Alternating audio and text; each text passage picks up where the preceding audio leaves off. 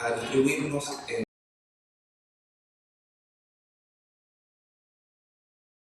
niños pueden pasar a su sala o a sus salas respectivamente. Así que el Señor bendiga a las maestras y a nuestros niños.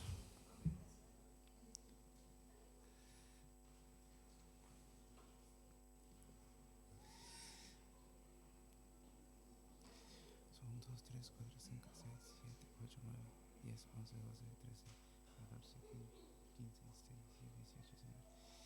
Bien, hoy día vamos a tener el comienzo de una serie de enseñanzas relacionadas con la Biblia. Vamos a estar comenzando con nuestra escuela dominical que les he denominado Sola Escritura, y vamos a entrar a la serie de las Sagradas Escrituras. Hoy día vamos a ver al menos 4 asuntos que tienen que ver con las Escrituras, y lo primero que necesito es si alguien me puede colaborar para poder repartir el material que tengo. No se asusten por la extensión, sino que es un material de apoyo que es necesario para poder estar llevando a cabo la enseñanza. ¿Sí? Mientras se está repartiendo las copias, me gustaría preguntarles, y en esta modalidad de clases es necesario que nosotros entendamos que hay una parte importante de participación también de ustedes. Así que por eso voy a comenzar con la primera pregunta. Esto lo podemos regular a mano alzada, así que el que quiera participar, alza la mano, yo le doy la palabra y usted puede estar comentando lo que... faltaron 3. Ya faltaron 3. Si hay algún matrimonio que pueda estar compartiendo el material, se lo agradecería, porque hay algunas cosas importantes que van a estar saliendo ahí. Bien. Lo primero que vamos a estar preguntando es, ¿qué es la Biblia? ¿Qué es la Biblia? ¿Qué entienden ustedes por la Biblia?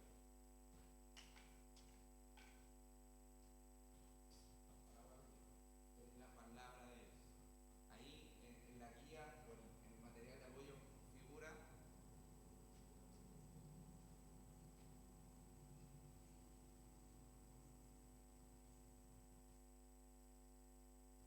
a esto le podemos agregar algo con la definición de que la Biblia es la palabra de Dios. ¿Podemos agregarle alguna otra definición?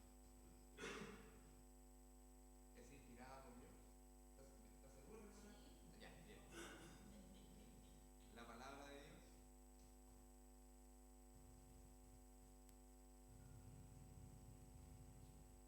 Inspirada.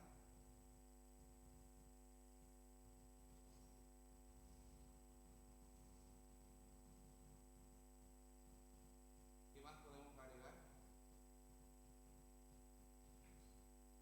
¿Qué más podemos decir que es la palabra de Dios? Fue revelada a los hombres para que la pudieran escribir. Revelada.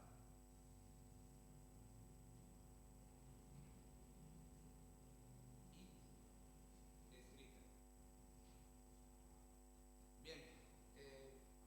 ¿Podemos agregar algo ahí o lo dejamos ahí por el momento? Rodrigo. ¿Una guía? ¿Guía? ¿Guía en qué sentido?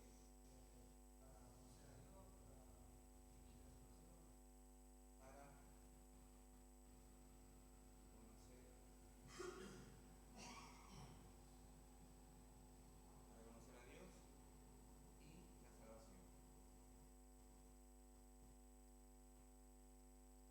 Sí, todas estas afirmaciones que ustedes hicieron están correctas, pero vamos a ir por partes. Lo primero que vamos a estar definiendo hoy, que la Biblia es, lo que dice primero ahí, la palabra de Dios. Pero lo vamos a entender así. En la definición A que ustedes encuentran en sus textos, lamentablemente quedamos un poco cortos, no pensé que íbamos a necesitar más, pero bueno, la Biblia es la palabra de Dios, y esto es clave, es el registro de la revelación que Dios entregó por medio de su palabra hablada. La Biblia en sí es la palabra hablada de Dios que fue registrada por los hombres que Dios usó. Entonces, eso es lo primero que debemos de entender. Ahora, ¿de dónde sacamos nosotros que es la Biblia la palabra de Dios? ¿Hay alguna base, algún sustento? ¿De dónde nosotros sacamos esa definición? ¿Se nos ocurre porque sí? ¿O de dónde nosotros conocemos y entendemos que lo que nosotros tenemos acá es la palabra de Dios? ¿Dónde figura eso? ¿Lo estableció la Iglesia Católica antes que nosotros saliéramos de ellos, como en el periodo de la Reforma? ¿O de dónde nosotros podemos afirmar que es así? En la Biblia. Si ustedes bien dice nuestro pastor Andrés, ustedes pueden ver ahí en las copias, que lamentablemente, hola hermanos, nos faltan un poco, pero dice, hay más de 2000 referencias en el Antiguo Testamento que afirman que la palabra de Dios es lo que el Señor dijo, que la Biblia es la palabra de Dios. De hecho, ocurre 40 veces en el Nuevo Testamento que lo que nosotros tenemos aquí registrado es la palabra de Dios. De hecho, entendemos que fue lo que Jesús predicó, que los apóstoles afirmaron. También se entiende que fue lo que escucharon los gentiles, que no eran parte de los israelitas. Se entiende también que fue el mensaje que Pablo predicó, el apóstol, y el mensaje que nosotros también hemos recibido. Entonces, la primera base y el primer sustento para decir que la Biblia es la palabra de Dios es la misma Biblia. Y aunque parezca un argumento circular, que decir, ya, ¿en qué nos vamos a apoyar para defender la Biblia? Nos vamos a apoyar en la Biblia. Tiene la característica particular de que la Biblia tiene una autoridad singular, una autoridad que nadie más posee. ¿Por qué? Porque si yo les pregunto, ¿cuánto tiempo se demoró en escribirse las Escrituras?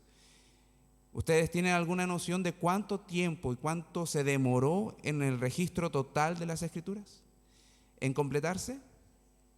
1600 años aproximadamente, algunos varían entre 1400, 1600 años, y siempre el mensaje de salvación, siempre el mensaje de Dios, siempre el mensaje de redención está ahí impreso en cada uno de sus libros. Siempre se está hablando del carácter de Dios, siempre se está hablando de que Dios ha prometido un Mesías. Entonces, en ese sentido, teniendo la autoridad histórica de que son 1400 años, 40 hombres de diferentes épocas aproximadamente coincidieron en el mismo mensaje, eso no puede ser más que obra de un autor que está detrás. Por más que hayan autores humanos, una mente autora de todo lo que el Señor ha registrado acá es evidente. Es evidente. Entonces, entendemos eso. Ahora, podemos también entender como segunda definición lo que vemos en la segunda página, una definición B, que también ya tiene que ser un poco más detallada porque es necesario comprender algunos tecnicismos. Y como bien sale ahí, es inspirada. La palabra de Dios es inspirada, pero vamos a leer la definición que sale acá. La Biblia es una colección de 66 documentos inspirados por Dios. ¿Qué entendemos nosotros por inspiración? Si yo les pregunto, ¿dónde está el texto que habla de la inspiración de la Biblia? Si alguno lo sabe, puede comentarlo. Cuando hablamos de esta doctrina, ¿dónde la encontramos? En la Biblia, pero ¿en qué parte de las Escrituras? Así es. La cita bíblica está en Timoteo, ¿ya? Segunda de Timoteo 3:16. Así es. Esta es, esta es la referencia bíblica que siempre se usa y en realidad es la referencia bíblica que nosotros tenemos para poder hablar de la inspiración de las Escrituras claramente. Ahora, esta palabra inspiración denota varias cosas importantes. Por ejemplo, en el término original habla de que Dios exhaló, sopló, respiró, sacó de lo profundo de su ser su palabra. O sea, lo que el Señor nosotros entendemos que nos dejó registrado aquí en las Escrituras, salió de lo más profundo de su ser. Prácticamente es un suspiro de Dios. Es un suspiro de Dios. Y esta es una de las palabras que ocurren en la Biblia, particularmente, que se menciona una sola vez. Se dice theoneustos, es la palabra que estamos hablando de inspiración, pero esta se menciona solamente una pura vez. Incluso cuando hablamos de que Dios movió a los santos hombres de Dios para que porque fueron inspirados escribieran las Escrituras, esa palabra inspiración es distinta.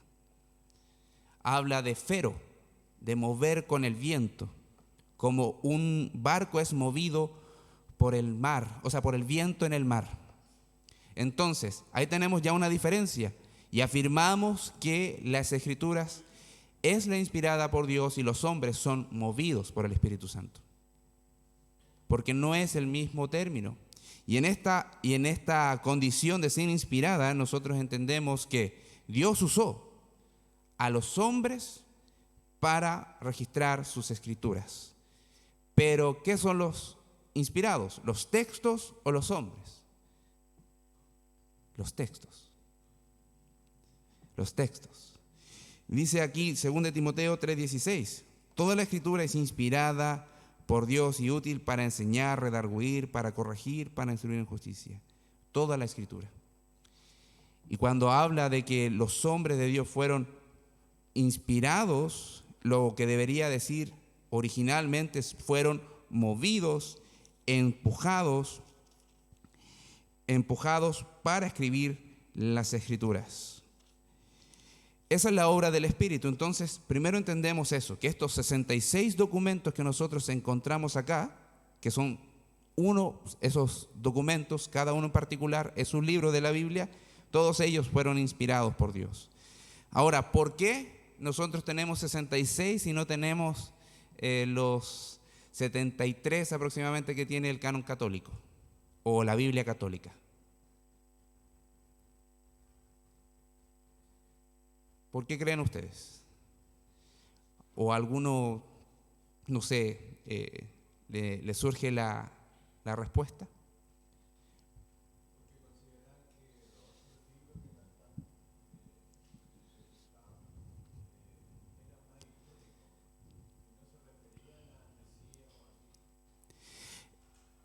Lo primero es el contenido, ¿cierto? Como bien dice el hermano César, el contenido que contenían, básicamente hablaban de historias en cuanto a historias familiares, reflexiones, porque hay un libro que se llama Sabidurías,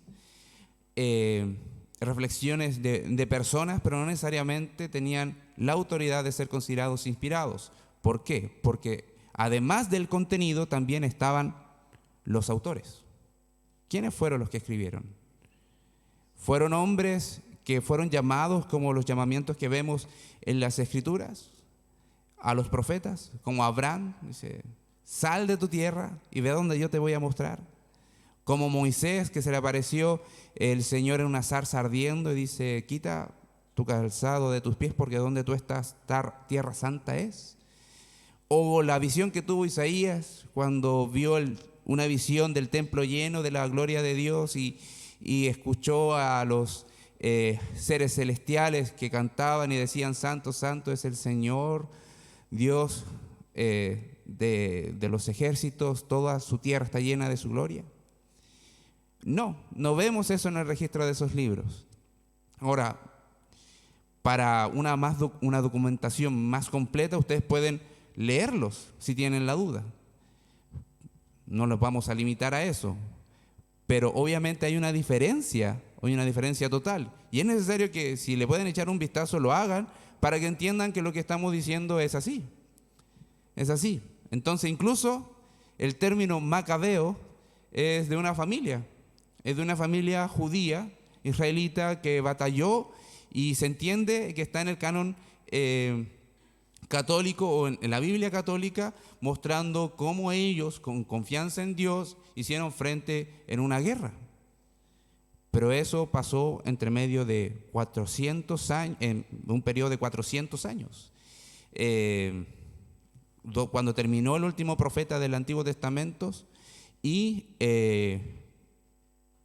donde se ve nuevamente una aparición del movimiento profético que es en el Nuevo Testamento por Juan el Bautista. Entonces, en el último profeta del Antiguo Testamento y el profeta del Nuevo Testamento que aparece es Juan el Bautista, se consideran 400 años aproximadamente, y ese hecho de los macabeos ocurrió en ese intertanto de tiempo. Entonces, por eso nosotros consideramos 66 libros. Además, porque se entiende que el Señor, por su palabra, pastorea a sus hijos. Pastorea a sus hijos y sus hijos conocen su voz. Sus hijos conocen su voz. Incluso conocemos la voz de nuestro Señor, todos aquellos que hemos recibido la fe. Entonces, en ese sentido, vemos con claridad que los hombres no crearon la Biblia, solamente reconocieron el mensaje. La Iglesia Católica, con su doctrina, cree y considera que ellos crearon la Biblia. Es muy distinto. Entonces, hay un dato particular. ¿Cuántos capítulos tiene la Biblia? 1189. ¿Cuántos versículos? 31.173 versículos. Estos documentos, como ustedes bien saben, la Biblia en su totalidad está dividida en 2 testamentos. El antiguo, que tiene la mayoría del texto revelado, que son 39 libros, y además de no ser mucha la diferencia entre 39 y 27, la extensión de esos 39 libros es notoria, es abismante. Es abismante. Entonces tenemos 27 libros también en el Nuevo Testamento. Ahora, la autoría de las Escrituras. ¿Quiénes fueron los que escribieron las Escrituras? Profetas, sacerdotes, reyes, líderes de la nación de Israel. Y también vemos en el Nuevo Testamento a apóstoles y algunos asociados, como dice ahí, algunos siervos del Señor que eran discípulos de los apóstoles. Entonces, el contenido, quiénes son los que están escribiendo y la cercanía con los hechos es fundamental. O la fuente, la cercanía con la fuente de donde saquen el contenido es determinante. Es determinante. Bien, eso es lo primero que tenemos que entender como definición de las Escrituras. Un texto inspirado, que es la palabra de Dios, el registro de lo que Dios ha hablado y fue escrito por medio de hombres. Entendemos que son un conjunto de 66 libros inspirados y que en el total de ellos vemos autores humanos también, donde aparecen sacerdotes, profetas, reyes, líderes y también los apóstoles y algún discípulo del Señor. Bien, hasta ahí, ¿alguna pregunta? ¿No? Bien, ahora es necesario que prestemos un poco más de atención porque vamos a ver el contenido de las Escrituras. Cuando alguien le pregunta qué es lo que nos enseñan las Escrituras o qué cuenta la Biblia, necesariamente tenemos que decir, bueno, comienza con la creación del mundo. Vemos los primeros seres humanos. Vemos uno de los juicios más terribles que ha visto la humanidad, como es el diluvio. Ahora, en el documento sale HMT, que es hace mucho tiempo. No se puede datar eso porque fue hace mucho tiempo. También encontramos el llamamiento de los patriarcas, como lo fue Abraham. Vemos el Éxodo, y ahí ya empezaron a aparecer fechas. Abraham, 2000 a.C., el Éxodo, 1446 a.C., el comienzo de la monarquía o del Estado con reyes en Israel, que el primer rey que aparece es Saúl, 1050 años antes de Cristo. El reinado de David, 1110 a 970 años antes de Cristo. Rey Salomón, 970 a 930 años antes de Cristo. Tenemos cuando se divide el reino de Israel y el reino de Judá. Vemos que ya empieza en 931 años antes de Cristo, el exilio asirio, 722 años antes de Cristo, el exilio babilónico, 586 años antes de Cristo, el periodo persa, donde sale el rey y el emperador que le permitió al pueblo de Israel volver a construir su templo y volver a su tierra, el rey Ciro, 537 años antes de Cristo, finalización del segundo templo, 515 años antes de Cristo, Nehemías y Esdras, el quinto siglo antes de Cristo, Malaquías, el último profeta, 430 años antes de Cristo.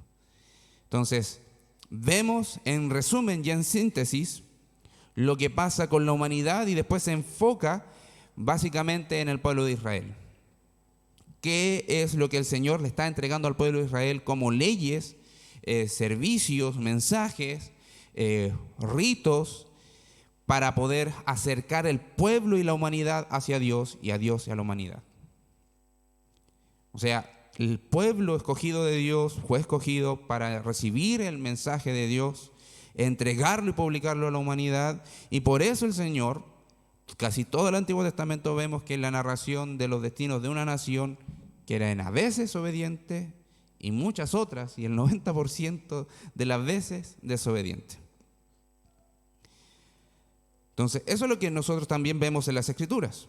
Ahora, hay un periodo que dice ahí que no está en las Escrituras.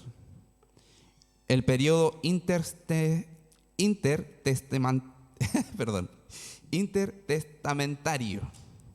Es complicado. Bueno, el periodo que está entre el Antiguo y el Nuevo Testamento. ¿Qué es lo que ocurre ahí? ¿Cómo nosotros sabemos qué es lo que pasó ahí? Y ahí es necesario mirar la historia. Es necesario mirar la historia. Ahora, ¿por qué se considera ese mensaje y nosotros no consideramos, como los católicos hacen, incluirlos, esos libros en la Biblia? ¿Por qué? Porque era un tiempo de juicio de Dios. No hay nada más terrible cuando Dios calla. Y el último profeta fue Malaquías. Y ese periodo de 400 años fue un tiempo de silencio, porque no había profeta en Israel. No había profeta en Israel. Entonces se entiende que fue del 430 al 45 después de Cristo.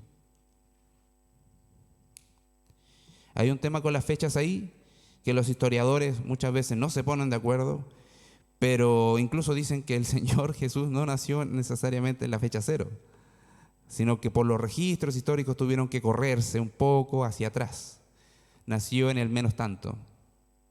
Un asunto de historiadores y tengo que comentarles las fechas porque es necesario comentárselos. Pero, bueno, en ese periodo no se vio la profecía nuevamente repetida de que vendría el Salvador, que nacería de una mujer que se prometió en el Génesis.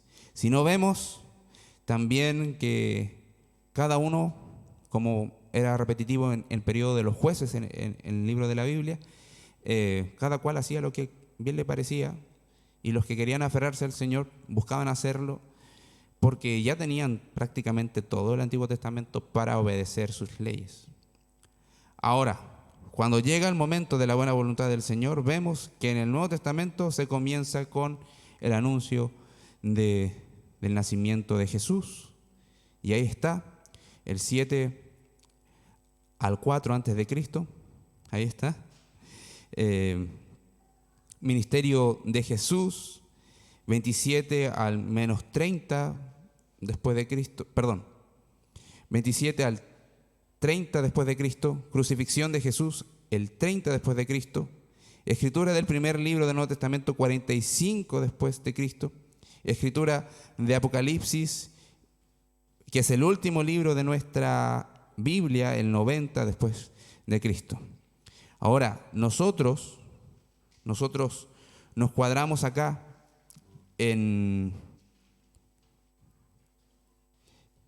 con las fechas que nosotros manejamos, y es necesario enfatizarlo y aclararlo. Nosotros entendemos que el 7 del año 7 después que se conoce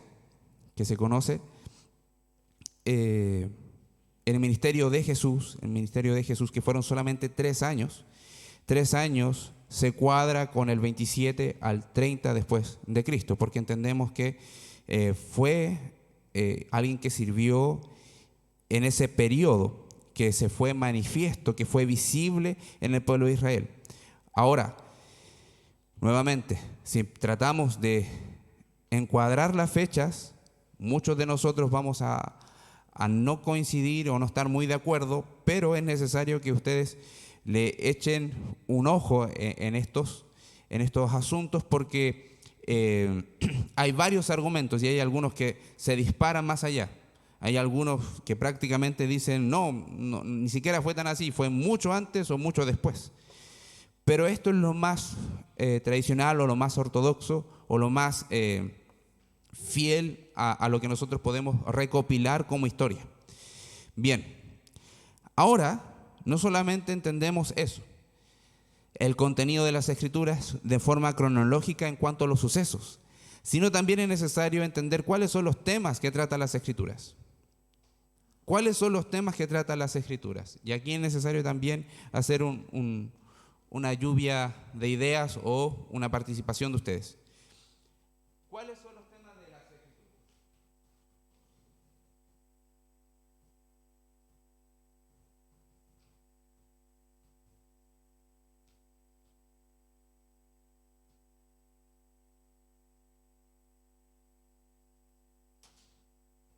¿Cuáles son los temas de las Escrituras? ¿Qué es lo primero que vemos en la Escritura? La creación. Ese es un suceso, por eso lo estamos separando. La redención.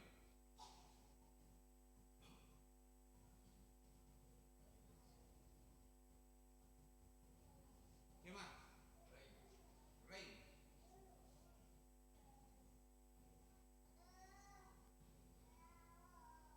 ¿Qué más?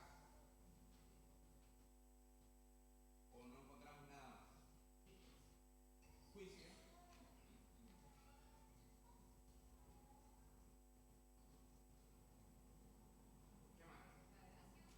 Gracia.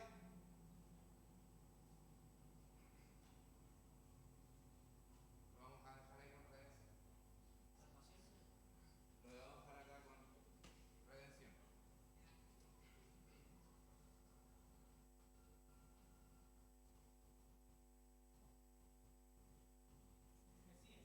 Mesías.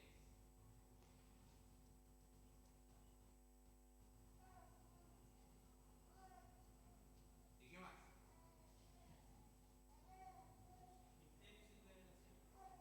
¿Ya? Revelación.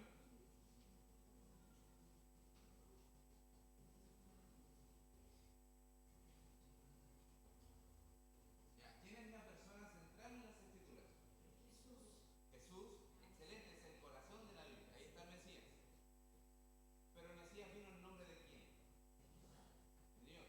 Entonces, cuando Dios manda a su Hijo, y el mismo Señor Jesús está diciendo, y se lo dijo a sus apóstoles, básicamente era mostrarse a Él mismo, mostrarse en sus 3 personas. Cuando Dios se revela en sus 3 personas, en diferentes etapas, en diferentes periodos, con diferentes operaciones, según las obras que ellos quieran hacer, las 3 personas de la Trinidad, un Dios, pero la persona de Dios finalmente es la que se está revelando. Entonces, eso es lo que deberíamos tener como primero. El primer tema de la Biblia es Dios. Dios. Segundo tema, podemos entender juicio por el pecado y la desobediencia. Tercer tema, la bendición por la fe y la obediencia. Cuarto tema, el Señor Salvador y el sacrificio por el pecado. Quinto tema, el reino venidero y la gloria. Esto quizás ustedes pueden decir, ya, pero podemos colocar un poco más de carne en eso. Sí, podemos meter mucho más contenido y podemos especificar mucho más, pero creo que estos 5 temas son elementales.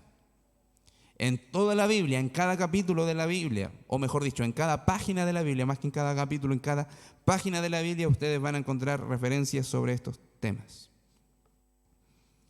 De hecho, si Adán y Eva no hubiesen pecado, no tendríamos Nuevo Testamento.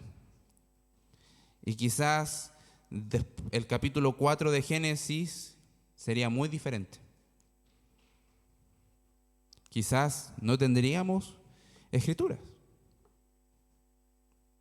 Quizás solamente nos guiaríamos por la palabra hablada de Dios, porque no estaríamos en pecado. Pero entrar a pensar qué es lo que hubiera ocurrido quizás es no algo tan bueno, pero es necesario pensarlo. Pensarlo, qué pasaría o qué hubiera pasado si no hubiéramos entrado en pecado. El tema central de Dios sería su gloria. Sería Él. Y la adoración que deberíamos darle a Él por medio de nuestro servicio y obediencia. Entonces, a lo largo de todas las Escrituras, vemos que se revela la persona del Padre. Dios creó los cielos y la tierra. Y esto se reveló por medio de la misma creación, como bien ustedes decían. Este mensaje fue traído por ángeles, fue traído por señales, prodigios, milagros, por medio de visiones, por palabras habladas y también por medio de las Escrituras. ¿Sí? Y en el Nuevo Testamento también encontramos que el carácter y la persona de Dios fue entregada también. Nuevamente el Señor Jesucristo habla de la creación y Él mismo es la imagen misma revelada de Dios Padre.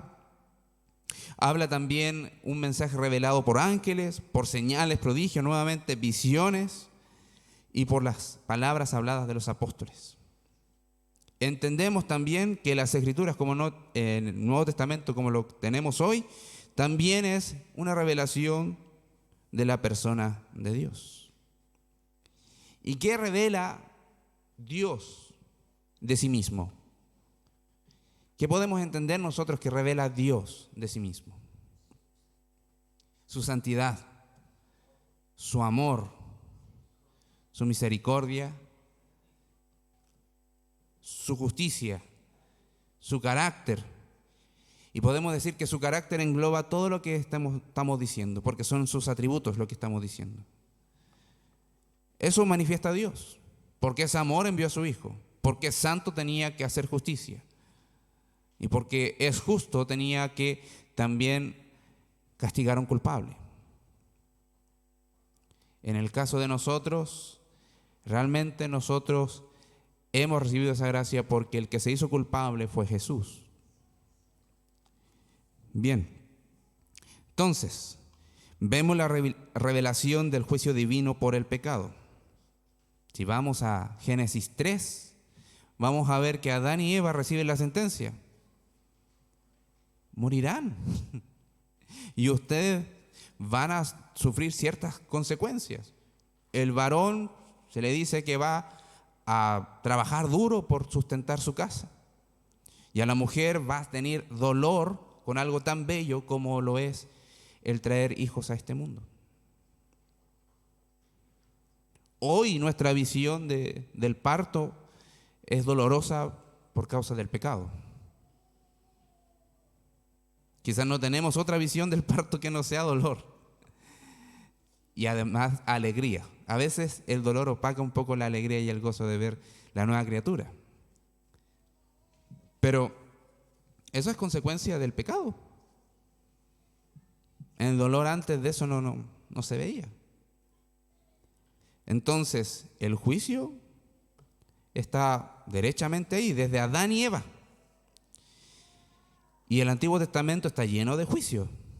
O sea, el mismo exilio de Judá, de Jerusalén, del pueblo de Dios, que ya estaba dividido por causa del pecado, era juicio. El periodo que estuvieron en Babilonia era juicio. El periodo que el pueblo de Israel pasó en Egipto estaba demostrando que no hay gobierno santo y justo que no fuese el de él. Y que nadie va a tratar a su pueblo como el Señor estima que se trate a su pueblo, sino solo Dios. Entonces, vemos también la revelación y la bendición divina por la fe. O sea, todo aquel que se revela y se resiste a Dios, recibe el juicio. Pero todos aquellos que obedecen a Dios, reciben la bendición y están en los pactos. Hay pactos donde el Señor dice, haz esto y vivirás. Haz esto otro y sufrirás las consecuencias. Entonces eso lo vemos en todas las Escrituras, particularmente en el Antiguo Testamento, y vemos la ley, los primeros 5 libros de la Biblia. Pero también vemos que desde el principio se está anunciando al Salvador. Génesis 3:15 habla de que vendría uno nacido de mujer. Y ese nacido de mujer vencería a la serpiente. Le aplastaría su cabeza. Desde el primer libro de la Biblia se está anunciando un Salvador. ¿Por qué no se mencionó antes? Porque antes estábamos en santidad. El Salvador es necesario para todos aquellos que son pecadores. Bien. Y el sacrificio, bueno, tenemos libros como Levíticos, en la instauración del judaísmo, como muestra de que tenemos que pagar un precio por nuestro pecado. El libro de Hebreos habla de que hay un sumo sacerdote. El libro de Hebreos habla de que Jesús se ofreció como sacrificio vivo y agradable delante de Dios. Y luego vemos también en el libro de Apocalipsis que todo esto es temporal y que viene el Señor a reinar aquí con su iglesia, para luego demostrar al mundo entero que solo Él reina justamente, para pasar después a la eternidad. El reino de Dios siempre ha estado ahí. El reino de Dios, y ahí están las grandes disputas. Una de las cosas que se le ocurrió a Satanás en su corazón y codició Satanás en su corazón es decir, yo quiero tener la condición que tiene el Rey del universo. Voy a subir a su trono, voy a sentarme en su trono. Siempre ha sido un asunto de gobierno. Un gobierno cósmico, un gobierno universal. Y Jesús lo va a demostrar, que solamente Él gobierna justamente y todo ojo lo verá así. Por último, las funciones de la Biblia. ¿Para qué nos sirven las Escrituras? ¿O qué genera las Escrituras? ¿Para qué fue enviada por Dios?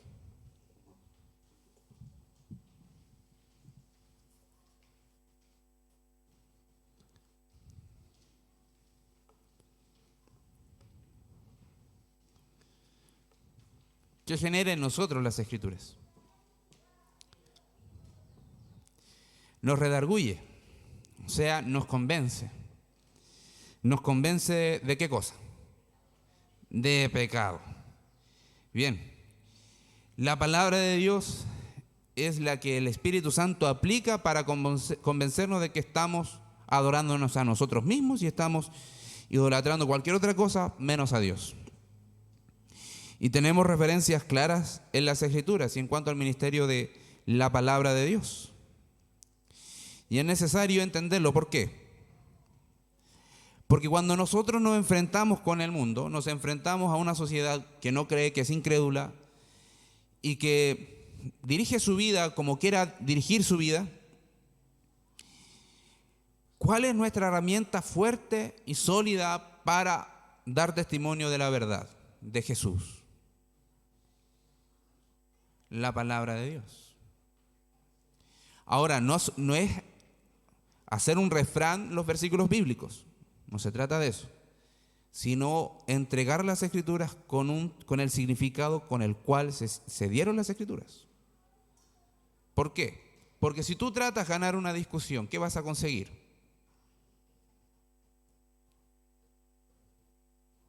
Ganar. Pero ¿quién trae la convicción? la palabra de Dios. Entonces tienes que darle lugar a la palabra de Dios. Por más que la persona diga, ya, ok, ganaste. No, ya, suficiente. Por más que diga eso, no significa que está convencido de pecado. Entonces, ¿cuál es la médula que nosotros tenemos que tener siempre para hablar de las Escrituras?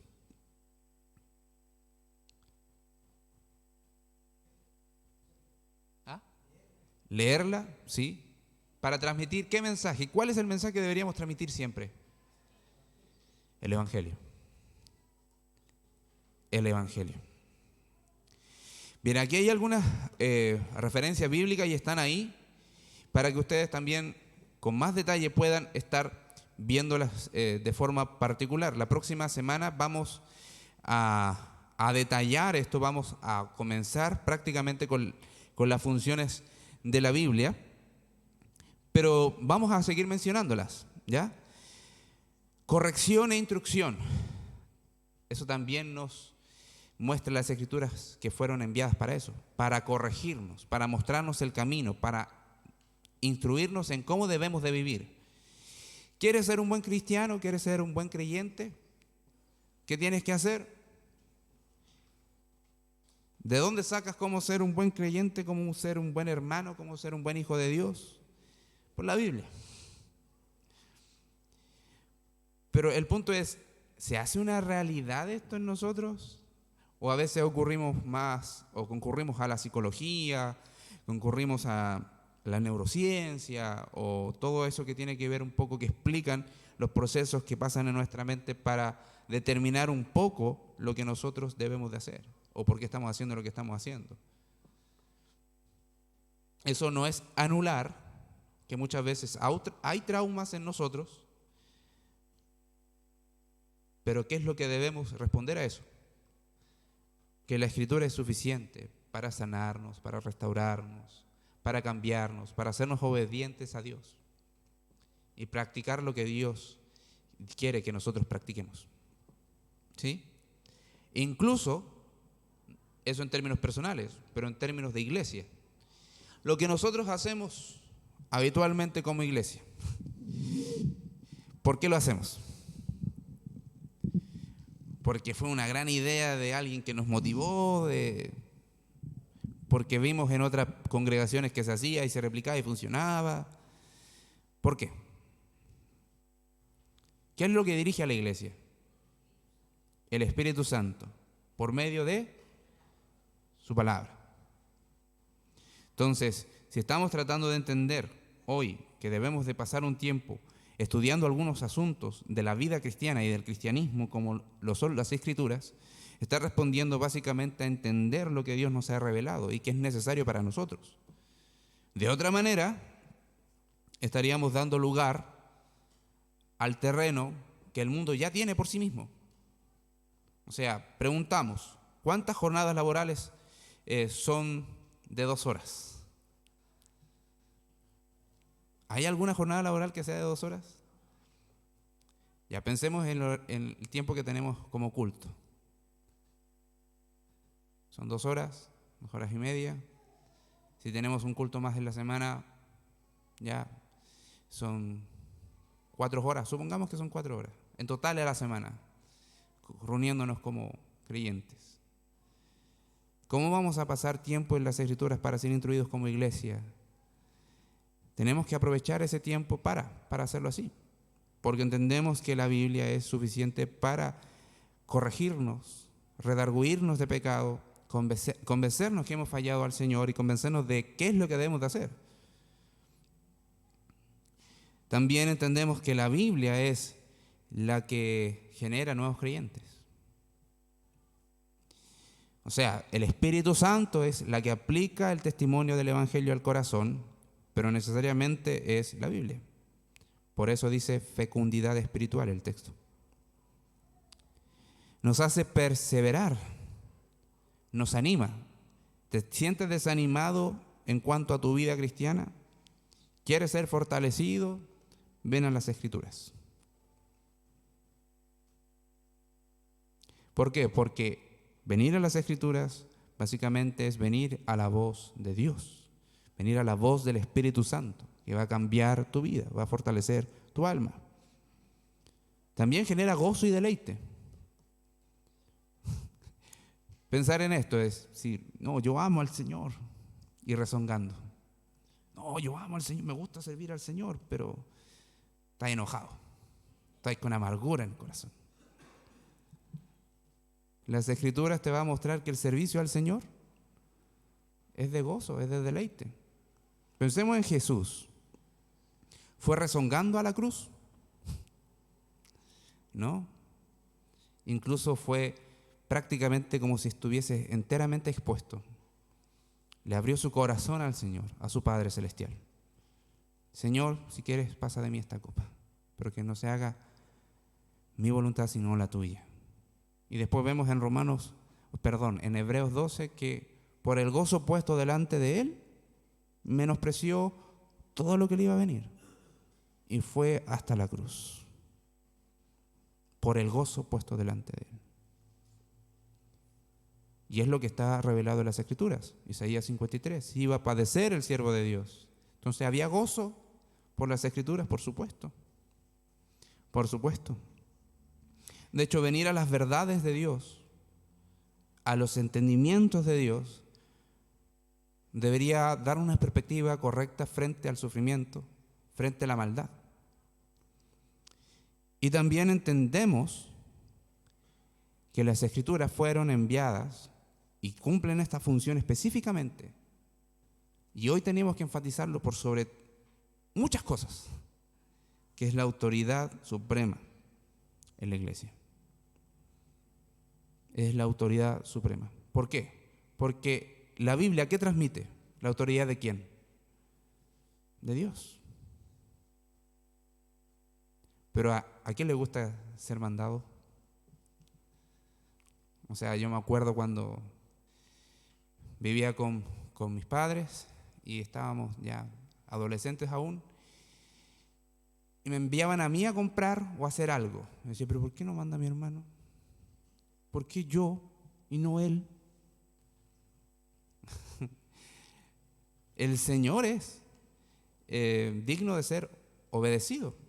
No importa si todos estamos sirviendo, si todos estamos alabando al Señor. Si el Señor en su palabra está diciendo, hermanos, sirvan con liberalidad, ¿qué debemos de hacer? Servir. ¿Por qué? Porque la Biblia es la autoridad. De hecho, los líderes de la iglesia tienen solamente la autoridad mientras cuando se ajusten a la Escritura. Si no se ajustan a las Escrituras, pierden todo tipo de autoridad. Y Pablo lo sabía, dijo, oren por mí, no vaya a ser que yo mismo venga a ser desechado. Siendo alguien que iluminó a otros, yo venga a ser destituido. Y bueno, eso ha pasado en más de alguna congregación también en la actualidad.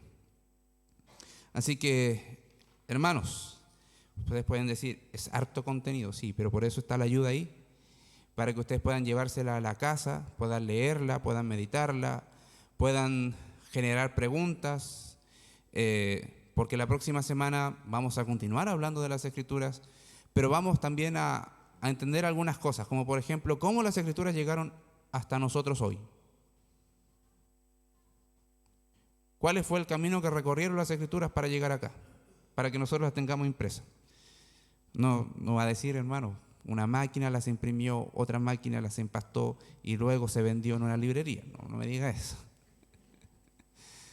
Sino, ¿cuál fue el camino en la historia que se demoró para llegar a tener acá?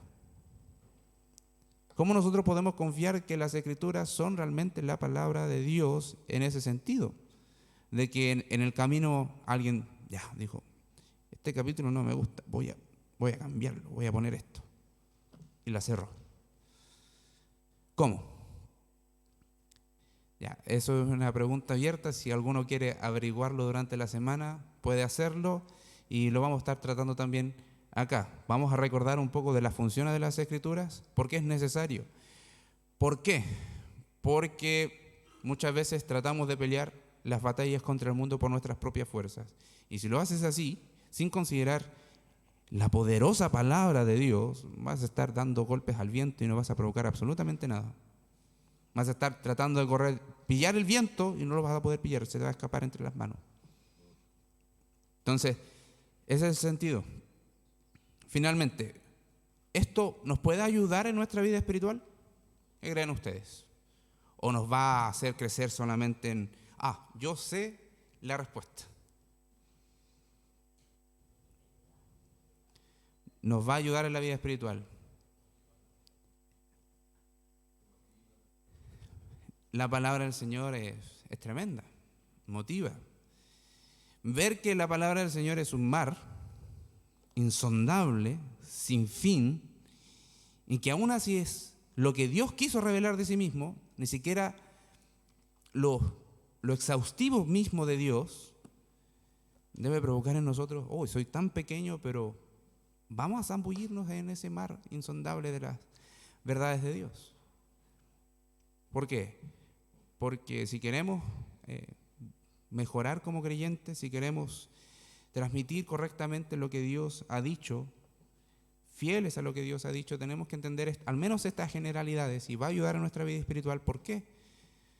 Porque no vamos a confiar en cosas humanas, vamos a confiar en el poder de Dios, incluso que usó hombres comunes y corrientes, llamados por Dios para cumplir con el propósito de registrar las Escrituras, y otros hombres comunes y corrientes para guardar y ser guardianes de las Escrituras, y otros comunes y corrientes para testificar del mensaje de las Escrituras.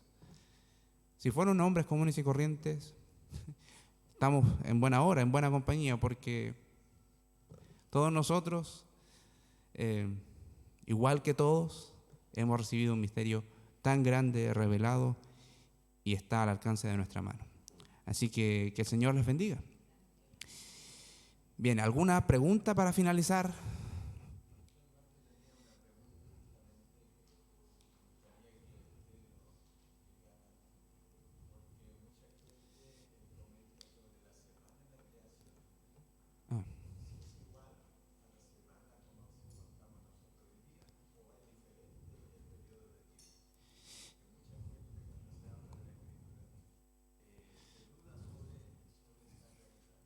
Ya voy a tratar de responderla en 1 minuto y segundos. Pero sí puedo responder lo siguiente. Para entender lo que dice el texto tenemos que pensar cuándo se reveló ese texto, cuándo se registró ese texto. ¿Y quién lo registró? Lo registró Moisés. Moisés es el autor del Génesis, de la escritura del Génesis, no de todo lo que acontece en el Génesis, por si acaso. Entonces, entendiendo eso, vamos a ver que lo que el Señor está mostrando y que está transmitiendo está de acuerdo también a cosas que ellos conocían.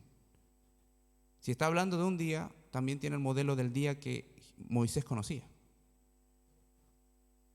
Sí, aproximadamente 24 horas, o los científicos tampoco se ponen de acuerdo con eso. Entonces, entendiendo eso, nos da muchas luces para decir, si está diciendo que es un día, así lo entendió Moisés. Así el Espíritu Santo lo impulsó y así el Espíritu Santo lo registró. Es un día. Ahora, si pensamos en la mente judía, no necesariamente terminaba a las 12:12 o 23:59.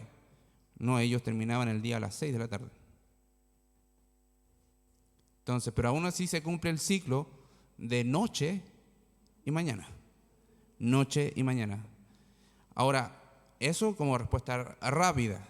Porque para interpretar las Escrituras tenemos que entender que el Señor usa muchas cosas que nosotros entendemos como humanas para darnos a entender su mensaje. Porque si no, nos volveríamos locos. O sea, si no es un día, ¿de dónde sacamos la referencia de un día que me estaba hablando ahí? ¿Sí? Bien, eso es lo que puedo responder. Así que no sé si hay otra pregunta en cuanto a eso o alguna otra cosa. Nuevamente insisto, gracias por darse el tiempo de estar compartiendo con nosotros para aprender de algunos temas más generales. Si se dan cuenta, no fue una predicación, tiene que haber más una interacción y también hay algunas referencias doctrinales que a veces las señalamos y no vamos directamente a versículos por versículos, por eso estamos teniendo también este material de apoyo. Ahora, si ustedes revisando dicen, hermano, hay algo que me llamó la atención, puede hacerme la pregunta, puede traerla la próxima semana, podemos tener ese tiempo de conversación y eso. Bien, hermanos, vamos a dar por finalizado este tiempo, vamos a tener unos minutos de receso, tenemos algunas tacitas, agua caliente, si alguien quiere tomarse algún té, algún café, también hay azúcar, no sé si hay endulzante, parece que también hay, así que puede pasar en orden, si es que quiere, pero antes de eso vamos a orar, así que oramos al Señor. Padre, en glorioso nombre de Jesús, agradecemos tu misericordia, agradecemos tu bondad, agradecemos lo bueno que tú eres, agradecemos, Señor, porque entendemos que tu palabra viene de ti, Señor, es inspirada, es autoridad, es suficiente para causar en nosotros una convicción, arrepentimiento, la salvación, Señor, para hacernos fuertes, Señor, y también para tener como medio para testificar a otros de ti. En esta hora agradecemos porque tú te revelas en ellas y porque vemos tu salvación en ellas. Gracias, Padre Celestial, porque esto no es mérito nuestro, sino que es tu gracia. Y en el nombre de Jesús oramos por todas estas cosas agradecidos. Amén.